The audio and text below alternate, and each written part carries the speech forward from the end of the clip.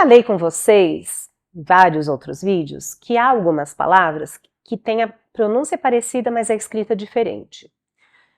Cauda e cauda, elas são homófonas, pelo menos aqui no Brasil são homófonas.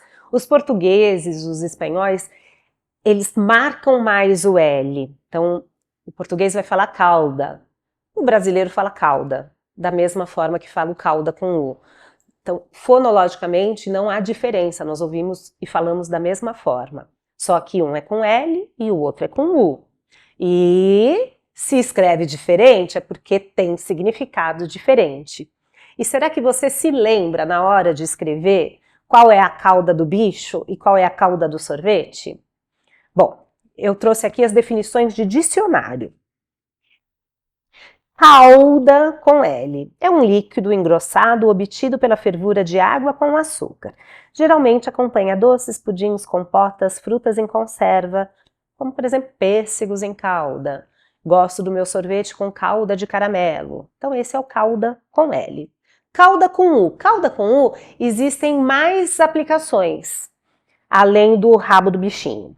Então pode ser o prolongamento posterior de certos animais vertebrados, bem mais fino e alongado que o restante do corpo.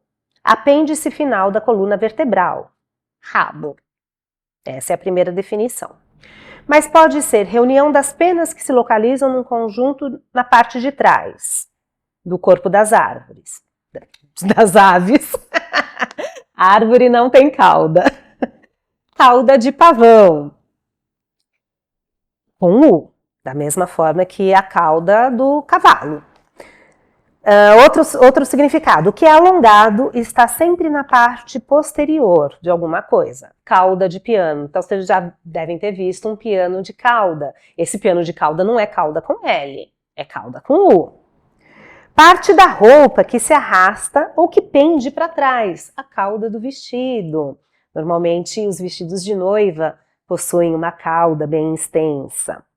Pode ser também esteira de luz que acompanha um cometa ou um astro. A cauda do cometa. Pegar carona nessa cauda de cometa. Então, tudo que for prolongamento, extensão, é cauda com U. E agora eu vou trazer um caso que eu presenciei, para você ver a importância de saber na hora da escrita se você vai escrever com L ou se você vai escrever com U. Então, só relembrando, cauda com U é a ideia de extensão, a ideia do rabo. E cauda com L é a cauda que é o líquido.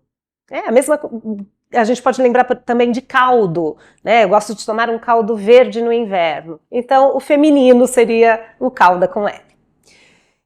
Eu trabalhava numa escola de inglês e uma aluna, não era minha aluna, era aluna de uma colega, escreveu um texto, uma redação, e deu para a professora corrigir.